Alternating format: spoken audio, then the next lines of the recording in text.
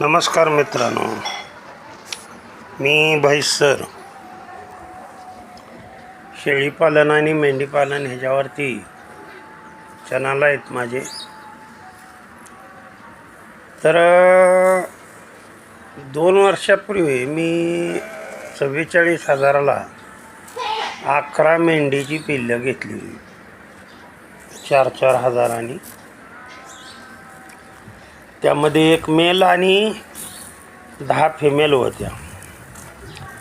तर या 2 वर्षामध्ये तुमच्या लक्षात येईल की त्यापासून जवळजवळ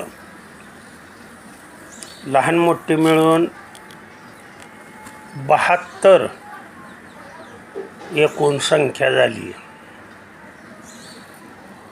तर यामध्ये मोठ्या साधारण 50 ते 55 या दरम्यान आहेत. आता सर्व मेंढ्या आणखीन पुन्हा गाभण आहेत. या मेंढ्यांची मी काही नाही, लहानपणापासून बंदिस्त ही त्यांना सवय लावल्यामुळं ना कुठे चरायला नेत नाही यांना. पावसाळ्यामध्ये फक्त काय करतो आम्ही, आजूबाजूला सोडतो की जेणेकरून आमच्या म्हणजे खाद्याचं कमी वापर व्हावा. उन्हाळ्यामध्ये तर मी अगदी मुरघास ह्याच्याशिवाय दुसरं काही वापरत नाही.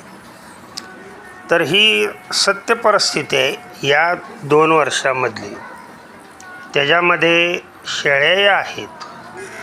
आता जर ह्या मी मेंढ्या पिल्लासह विकायच्या म्हणलं तर कमीत कमी माझ्याकडं अगदी 20,000 ते 30,000 या दरम्यान जरी एका मेंढीची किंमत धरली, आणि आहे मार्केटला एवढी किंमत आहे, तुम्ही जाऊन पहा. एक ही मेंढी माझी 50 किलोच्या खाली नाही, 50 ते 70 किलोच्या दरम्यान सर्व मेंढ्या आहेत. ह्या जर मी मार्केटला नेऊन विकायच्या म्हणलं तर साधारण एक 25,000 जरी मेंढी धरली सरासरी, किंवा 20,000 जरी धरली तर 50 5 दोन्ही 10 लाखाचं भांडवल माझ्याकडं सध्या तयार झालेलं आहे. बरं, हे किती दिवसामध्ये तयार झालेलं आहे? तर फक्त 2 वर्षामध्ये हे भांडवल तयार झालेलं आहे. शेळ्या ज्या आहेत ते वेगवेगळ्या, एक साधारण 10 ते 15 शेळ्या वेगवेगळ्या. तर असंच तुम्ही सर्वांनी करावं. त्यासाठी पिल्लं कोणती निवडायची, काय करायचं, ह्याचं सर्व मार्गदर्शन मी ही शेळीपालन भाईसर शेळीपालन तडका याच्यावरती करतो आहे. आता ह्या मेंढीला 2 पिल्लं झालेत बघा, आणि हिचं 3रं वेत आहे. म्हणजे साधारण पहा तुम्ही, हे सर्व सत्य परिस्थिती. माझ्या शेडमधली एक गोष्ट तुमच्या महत्त्वाची लक्षात येईल की या शेडमध्ये मी भजन लावलेलं असतं, आलं का लक्षात? किंवा मुलाच्या खिशामध्ये किंवा सर्वांच्या खिशामध्ये भजन लावून मोबाईल असतात की जेणेकरून ते ऐकायला जावं, या जनावरांना ऐकायला जावं, त्यांनी ते ऐकावं. नाविलाज असतं होईना का, परंतु ऐकावं. ध्यानात आलं का? त्यांना कान देवाने दिलेत म्हणल्यानंतर काय नाही काय त्यांच्या कानावर हे पडतंच. मग बाकीचं काय पडण्यापेक्षा आपलं भगवंताचं नामस्मरण त्यांच्या कानावरती पडावं.